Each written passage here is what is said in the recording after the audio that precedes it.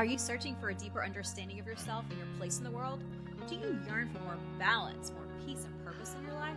Well, look no further than the Intuitive Revolution podcast, your trusted source for holistic insights and intuitive guidance. I'm your host, Alicia Fariselli, and I am ready to take you on a journey to inner peace and balanced well-being. Well, thank you, Manoj, for joining us today on the Intuitive Revolution podcast. We're going to have such an interesting conversation. He's got some amazing experience.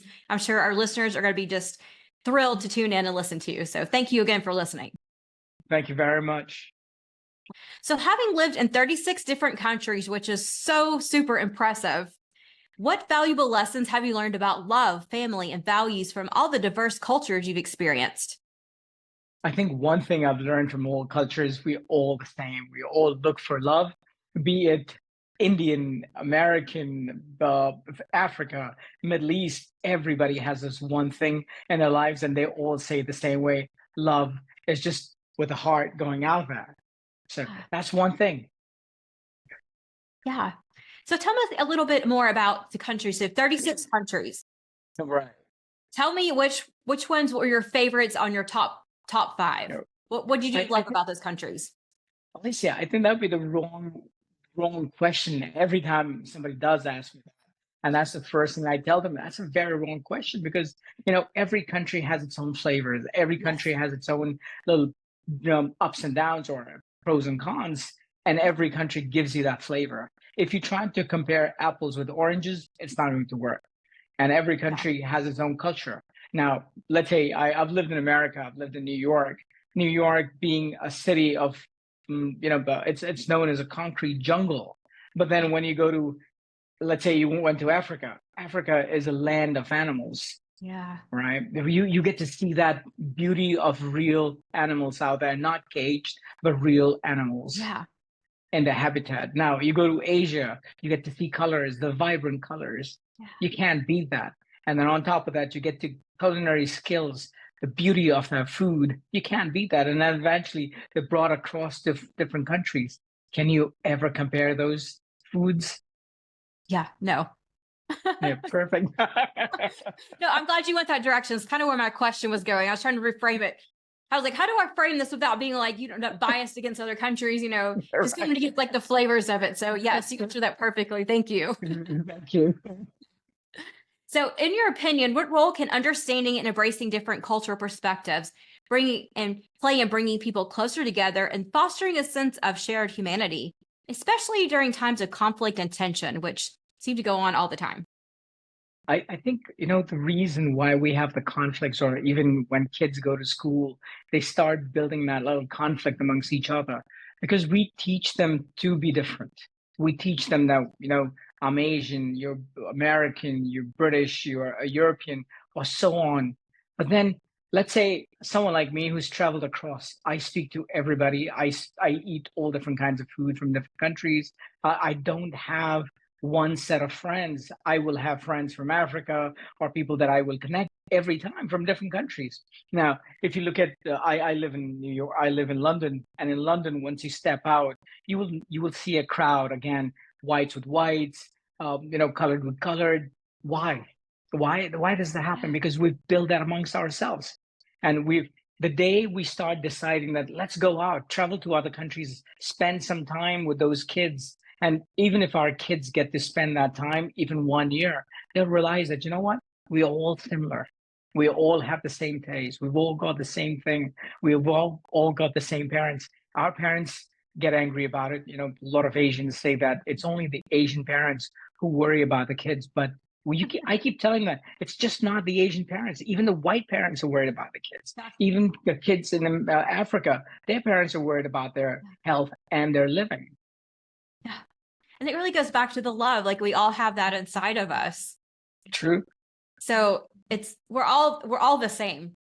Yeah, we are in so many ways. Yeah. I love that you traveled so much. And that's one thing, like I wish my children are grown now, but I'd had the luxury, affordability to be able to have taken them to all these different countries and see all the cultures. And I just think that really changes a person. There's no way it can't change you. I think it doesn't change you. It just brings a better perspective right. of being human. but change is something, it's inevitable. But bringing that perspective, you get to love each other, you get to love all the communities. But then if you restrict yourself, let's say I live in a small town in Crawley. In Crawley, you'll see loads of people. They don't even know where a certain country is. Why? Not because we've not learned about it, because we're not willing to bring that little cultural difference within ourselves. Yeah. I think it's a lot of, we get a lot of fearful of things of the unknown. So we get so centered on the same daily things that we're doing every single day. The same people, we talk to the same people, we associate with the same people that are like us and have our same beliefs and values, and goes down to like the same foods that we like, read the same books, watch the same TV shows, have the same experiences. And so we just get into this little bubble. And I see that a lot in like, it's almost a small town life. Yes. We don't expand that out and to learn about other things to be able to grow. Very true. Yeah. So you've mentioned your desire to bring a smile to everyone's face.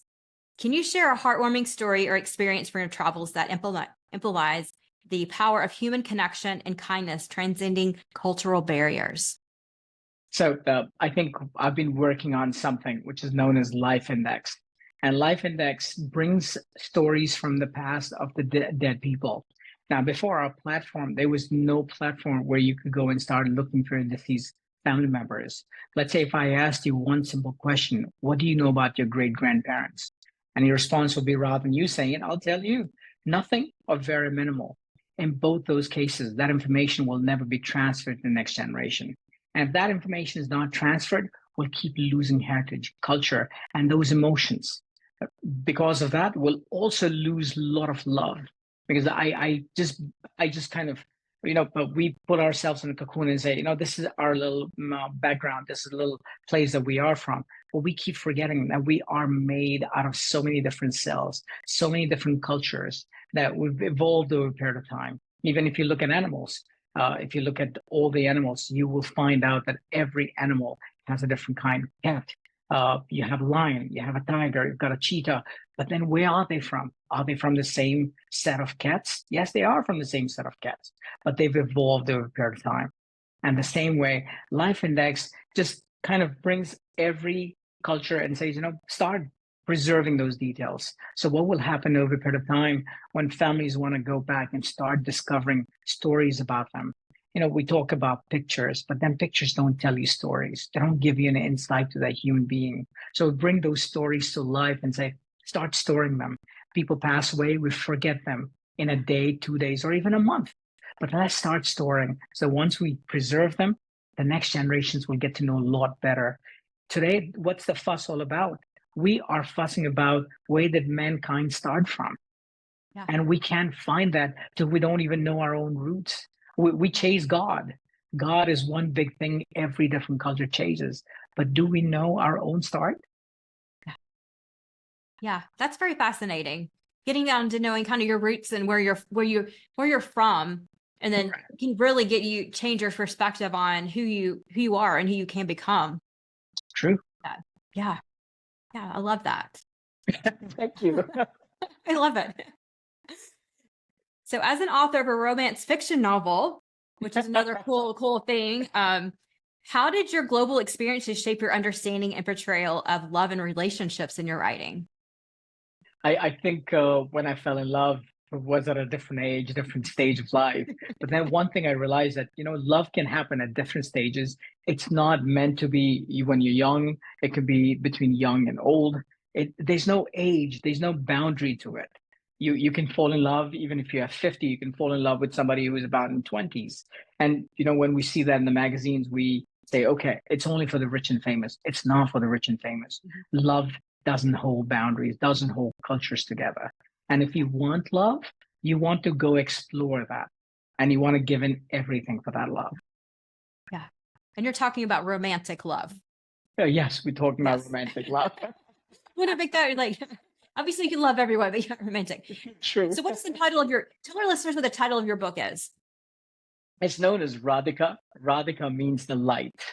In Hindi, that means light. And I think that's what it meant to me as well, that I saw that light. and I chased that light.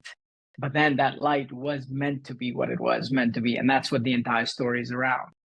Okay, awesome. Yeah. Yeah. And can you listeners find that on Amazon? Yeah, yes, it can be found Okay, on perfect. Amazon, eBay, Google, everywhere. Perfect. Yeah. And obviously his at the end his show notes will be down there with the links to the book. But that sounds very fascinating. I love that you wrote a romantic nonfiction book, because I have a lot of authors on here, but they're typically or nonfiction. You wrote a fiction book, sorry. Yeah, they're typically nonfiction. And, yeah. And it takes a different level of creativity to be able to and experience too, to be able to come through and write something or fiction, especially on a romantic level. Yes. I think when I wrote the book and I went out to my friends and tell them, they thought I would not write something like that. I would write some spilch, management gurus write spilch. But at the end of the day, that's not the same. It will not be replicated. I've started a startup.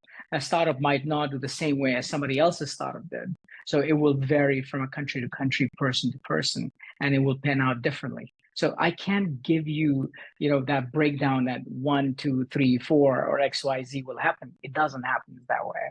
Yeah. Yeah. Fascinating. So given your extensive travels and immersion in various cultures, what common threads or universal values did you observe regarding family dynamics and the importance of familial bonds? I know we talked a little about love, but go into some more details and some other things that you noticed. Sure. I think one of the most important part is family. Every culture wants a family. But no matter where you go, everybody has a family. Everybody wants a family. Everybody wants kids, and they want to kind of, bring those kids up. And when they bring those kids up, they want to see the best out of them. And we keep forgetting.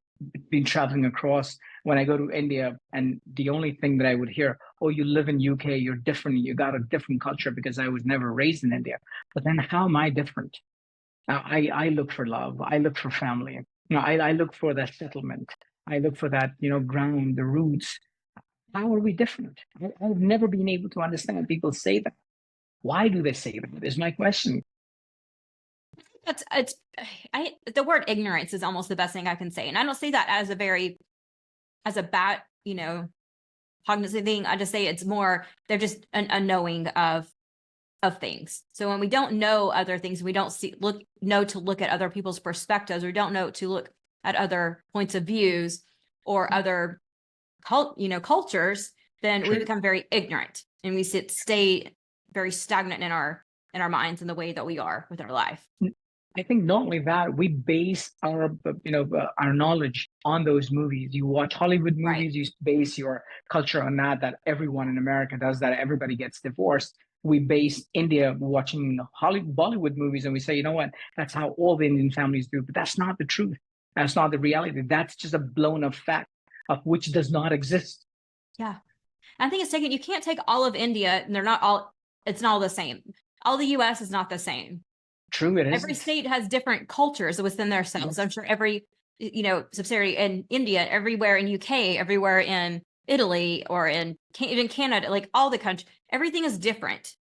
Yes. And different cultures around there. So you can't, the stereotypes have really, especially with use of Hollywood, has really been caused a disservice to people, I believe. But I guess so. I think it's just the entertainment world, and they want to make something which is different from what people want to perceive. Once upon a time when MTV was doing rounds, MTV will have, half naked ladies on it. And they would say, that's what American culture is, but that's not how every family wants to be. When kids grow up, they want to do their thing. And how do they do it? That's up to them. That goes to every culture. You can't hold them back. One thing I've seen, whereas, being in the West and being in Asia, is kids are controlled in both the parts of the world. But then kids, even in America or in Europe, parents say, let them go, let them learn things. And that's where they give them the freedom. But in Asia, they hold them back as long as they can. Even they might end up holding them back till the age of 50 and not let them do anything that they desire. But again, is what they do is the right thing? Maybe, maybe not. You only find out once you make those mistakes. Right. And it goes back to the fundamental principle of just love and wanting the best for your children. True. There's just different ways that people go about it. Yes. I And mean, express look at it. birds. Yeah, look at birds for that matter.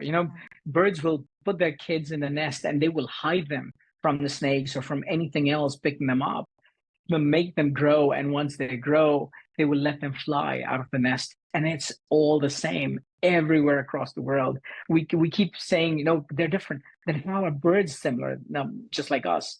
If you look at lions, right? A lion goes out and never goes out to hunt. The lion will only go out to eat what's been hunted by the female lioness, or the lioness rather than female, the lioness. He will only eat that. He will never hunt for himself. And the first opportunity is given to the lion. Is it because somebody taught the lion or the lioness? No, it's just the nature. Yeah. Yeah. We're all the same in nature wise. I love this. Yes. I love this conversation. Yes. With wars and conflicts happening around the world, how can individuals contribute to promoting peace and understanding, starting within their own families and their own communities? I think I will go back to the same thing. Let our kids explore. Let our kids know the other cultures. Maybe even spend that time. Let our kids go to, other families and let them spend some time. I know that my daughter, being an Indian, being an Asian, even though we never grew up over there, my daughter hasn't grown up in India, but we try to send her to a lot of, British personalities or the British households. But they would never send their kids over to but we will have the kids come over to our house, but they would never try our food. Why? Because you've restricted them, because you've thought or you've told them, and we will find the same thing out. If you've got any allergies, we'll do our best because that's what we do for our child. You are good as our child because you're the friend. So let them explore. We let our child go and say, explore, learn things, but don't restrict yourself just to money and the other thing. Families are very important. Cultures are very important. Learn, and that's where the fights or a lot of wars will end. Why are most of the wars that happen across are because of one thing and one thing only: religion. Every country has a war because of religion. Have we fought about anything else? We've never fought about anything else. Why did the French and the Brits fight? Why did the Brits and the Irish fight? Because of religion. It's all fights with religion because of religion. Less wars because of women, because there was only one, which is known as a Trojan War. And after that, there was no other war because that happened because of women. Every other war has been because of religion. Yeah. Which, boy, comes down to control. True. Control and fear.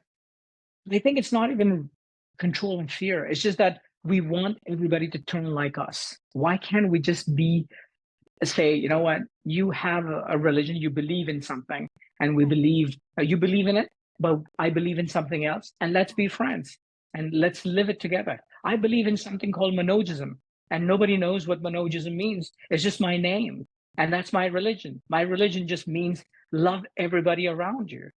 Yeah. And that's where I'm going to join your religion. Good enough. That's the first thing that my religion teaches is anybody that you touch, anybody's soul that you touch, you should make them smile. So that smile embarks that journey of whenever they smile again, they say, that person made me smile. Yeah. Yeah. It's so disheartening to me. Just seeing, all the, like you said, with the religious things coming about and people just not opening up their hearts and getting to know the actual principles behind other religions. I'm not a religious person. I don't believe in religion. I'm spiritual. I believe, God, source, whatever you want to call it, divine being. And I believe in love. And so, yes, I think we're probably lined up the same. And it's very heartbreaking when that gets in the way, when religions get in the way of loving another person. True. Yeah, makes me want to cry. I don't want my host to cry. Oh no, I'm not going to. I'm just saying, like it really hurts my heart. where people just they can't open up, and they can't open their minds up, and just the true meaning Open of your what love mind. is. Yeah. True. Open your mind and let people walk in and learn things about them and try their foods. That's more important. Today, I have a lot of white friends. Oh, it's too hot. Come on, nothing's gonna happen to you if you take one bite and find out how good or how bad it is. Don't as I tell everybody, even I tell my daughter, try something once before you say no to it, before you say something wrong. And I try, asking her, don't use that word hate. Say something you don't dislike it or you don't like it at this point in time, Yeah. but don't use the strong word hate. The minute that builds into you, you don't expand. Yeah. You don't want to put that energy out there. Oh. Yeah. So tell me, what advice would you give to someone who wants to explore the world and gain a deeper appreciation for cultural diversity while they're also maintaining a strong sense of their own values and heritage? Which is kind of a contradictory question there. It is. What is heritage? Heritage Yeah. is we don't even know because we don't even know the start of mankind. We're still building on to it. Somebody said very rightly that we are out of monkeys. Now, if we are out of monkeys or we evolved out of monkeys, then was there a cutoff that after a certain cutoff, monkeys Yeah. stopped being humans and certain monkeys remain monkeys and the other ones became humans? How's that? And now we're going into something which they've just discovered that there was another mankind. But then now you'll start searching where did they come from? And if that is the case, then we don't know the heritage, the culture as of now. And we have no idea. The thing that I would suggest or I would request everyone to do is drop your bags, go out somewhere. There's nothing wrong about being in a country, spending some time. And the beauty is you find very economical places to stay. You don't have to spend millions, but you can even pick up a job for a little while, be there, learn things, make friends. I think most of my traveling has been because I made loads of friends and I traveled. I learned how to cook. The first time I cooked was when I was out of home and I did not know what to eat. I could have gone out to restaurants, but I said, I don't want to eat because my parents taught me to eat at home. So I thought, what do I make? I called up this girl that I knew in China and I said, you know what? Teach me how to make this. And she taught me how to make Chinese food and I learned from her. So that's where my learning started from. Yeah. I suggest people to get lost in get lost in the cult. Don't literally get lost, but get lost in it. Get to know the people. Get to know the cultures. And when I True. travel, the tourist things are fun for a few days, but I want to get out and I want to explore. I want to meet and talk to the people. I want to get to know the local foods, the culture. Local foods. Yes. Yeah, the cult it's so fascinating, and it's such a different experience. And again, it will change your perception on things Yes, it when you will. start to do that. Yeah. But then you have to be accepting that you're willing Yes. to do something like that. Rather than, you go out, you get a holiday package, and when you go out to a resort, you live in that resort for the next 2 days or 3 days. Yeah. You keep drinking. Do you step out of that, resort and try to figure out people around you? No, you don't. You're usually stuck with the people you came with, or you find people like you, like you Yes. mean by culturally like you, that do the Yes. same things you do. Yeah. There's such a That's thrill one. in traveling, getting out and getting outside of that. True. I've seen this even with the Indians. The first thing that they do is whenever they go to another country, they'll look for Indian food. I mean, you've come to another country, give it a break. You eat Yeah. Indian food all the time. Stop eating it. Try something different. Yeah. But it doesn't happen. So it's not just America that does that. No, it's everybody except me. I love Indian food. I would be happy to go. Well, try the authentic Indian food rather than trying something which is made by another American fellow. Try the Indian food by going to India. That's where you find the real flavors of that food. That's on my top 5 bucket list, and when it's going to happen in the next couple of years. So, why not tomorrow? Yeah, I'm hopping on the plane tomorrow. I'm going to India. I'm going to India in June. So there's a startup fest that's happening, and we're part of it. So I'm meant to be in India for about 2 weeks. If you plan to drop in, let me know. And staying and food won't be a problem. Awesome. Well, actually, probably be in Italy at that time. So Oh. no, I want to go to where I can stay a while and get immersed in the cult, get immersed in it, and do all the things. Yeah, Fair I may enough. not come back, but we'll see. No, I will come back in this scenario. Well, if you come to UK, let me know. Yeah, absolutely. So, can you share an example of a cultural tradition or practice that you've encountered that challenges your perspective, but ultimately taught you such a valuable lesson about love, family, or human connection? The first time that happened to me, I think I was in my third or fourth grade, and I went to a Muslim family's house, and I was back in Fiji, and my dad and mom did not really care. They were not religious, so they were Muslim, and the gentleman's prayer time was there, and he asked us. We were three brothers. He asked us, "Would you like to do the prayer with me?" I said, "Sure, why not?" We sat down with him. We prayed. And I think it's the same thing that you are asking for forgiveness. You asking for, you asking for the love and love for everyone, all for your own family. But you forget the entire world, not just for your family. That's the same everywhere, be it Christianity, be it Hinduism, be it Islam. We all ask for love. And that teaches you a lot more about a culture that, you know what, we're all alike. Stop fighting about it. I mean, you look at individual people and you see people that you think that don't just, their nature does not describe love. They still have love inside there. They love things. They have a love for at least one person. I think True. everyone has a love for one person, and maybe themselves, but at least it's a person.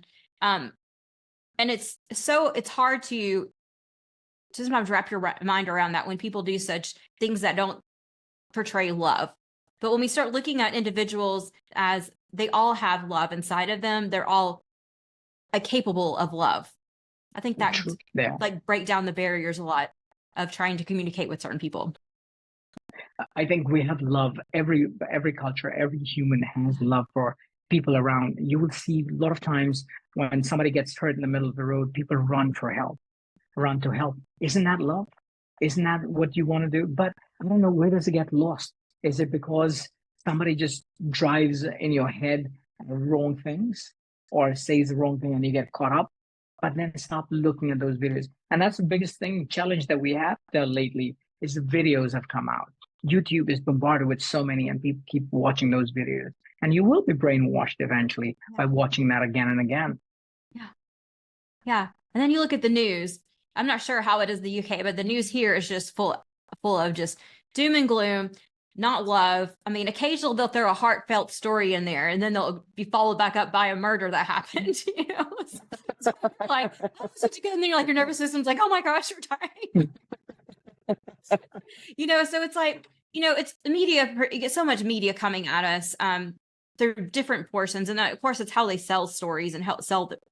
Unfortunately, so tell me, let's talk a little bit. What is kind of some definitions for love? What does love mean to you?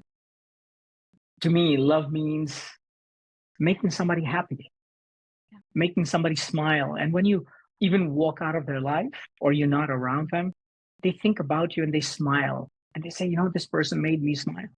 That's love, not when you're together and that's where it's meant to be. No, love is around you all the time. Yeah. Yeah. I think the ultimate true love is the love for yourself. I think I think that's greed. That isn't that you're self-obsessed then. But then when you stop, I had this conversation with somebody about a few days ago, and somebody told him at work that you have to have love for yourself. The day you have love for yourself, which means you stop forgetting people because you start putting yourself front. But the day you start putting other people front, then you start falling in love, and that's where you start giving rather than taking, and that's where you will start having people give you as well in return. But when you start thinking about yourself, no, it's about me, myself, and I. Even let's say for marriages or relationships happen because you are loving the other person. You want to do things for the other person. And then when that started building, that's where the best of love happens.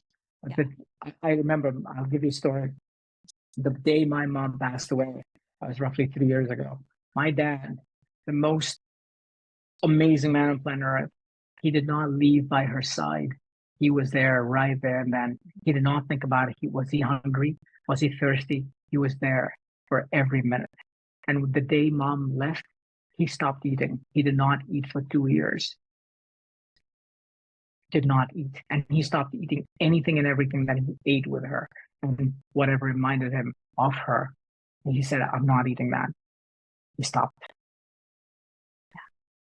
I think I mean by that, like, we have love that's like egoic centered love. That was, yeah, no one's saying. I'm talking love enough, almost love for yourself enough that you just spread it out to others.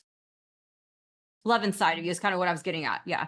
It's hard for me. Love inside yourself, but then don't you think it consumes you eventually?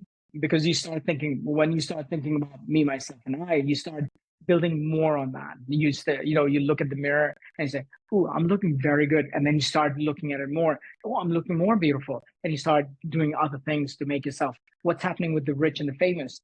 It's love for themselves, right? They don't want to. The amount of wealth that they hold, do they ever give it out to somebody?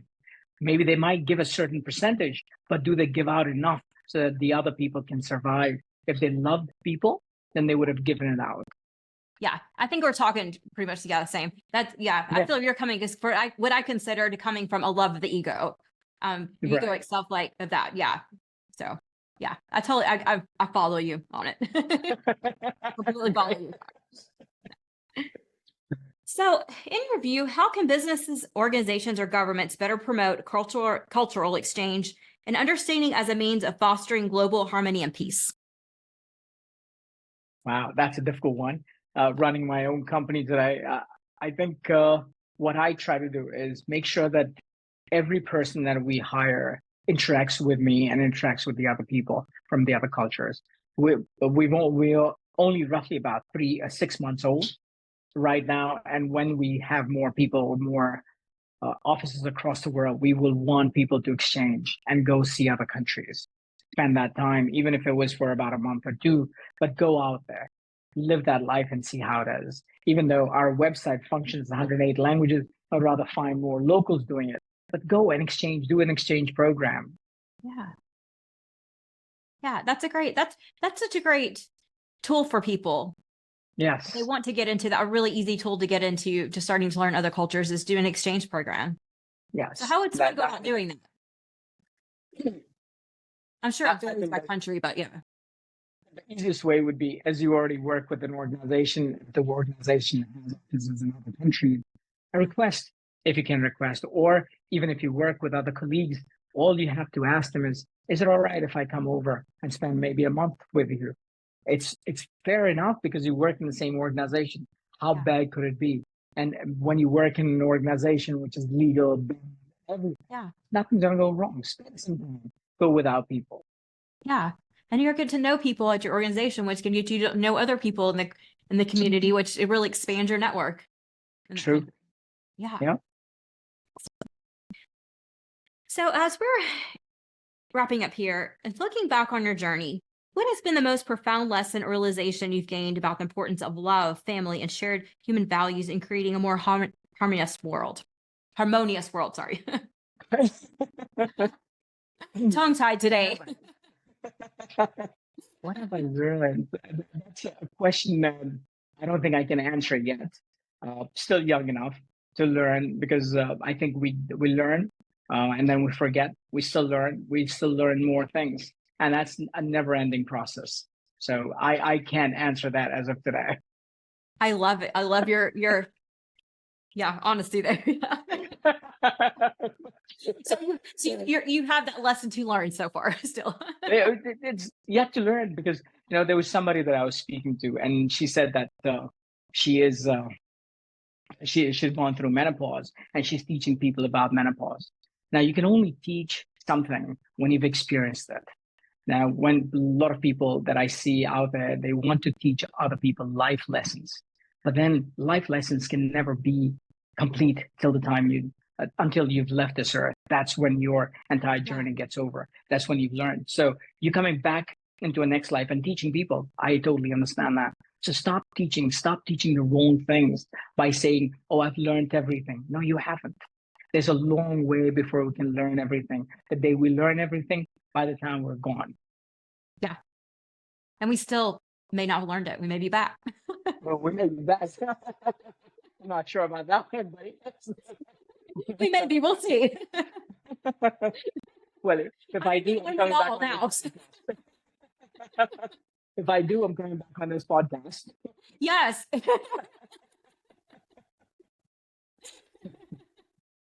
Awesome. Well, it's been such a pleasure speaking with you today. Thank you for coming out and sharing all your wisdom, all your experiences. Audience, please take note of whatever he said. Go and experience all different cultures. Start with eating foods. Go to, even if it's not the quite authentic Indian food or the authentic Asian restaurant, just go eat it. Get your taste buds going. And then, like you said, start trying new things. True. Be a little more adventurous. New people. Yeah. Meeting new people. Yes. Yeah. The challenge already to go meet a new person today. Yes. That should be a challenge. I think that's the first challenge we should give out is, let's see the next person you meet, which country is he or she from? Yes. And how much information can you drive out of them while you're in that conversation? Yes. And then comment below and on the discussion stuff, comment below and let us know what your experience on that. That would be fabulous. So yes. Yeah. So I take that challenge. I'm going to go out there. Most probably not tonight, but Friday, I'm definitely going to go out and talk to somebody. Whatever I do, I'll come in and let you know. Yes, let me know for sure. Yeah, perfect. Well, thank you again. Thank you very much.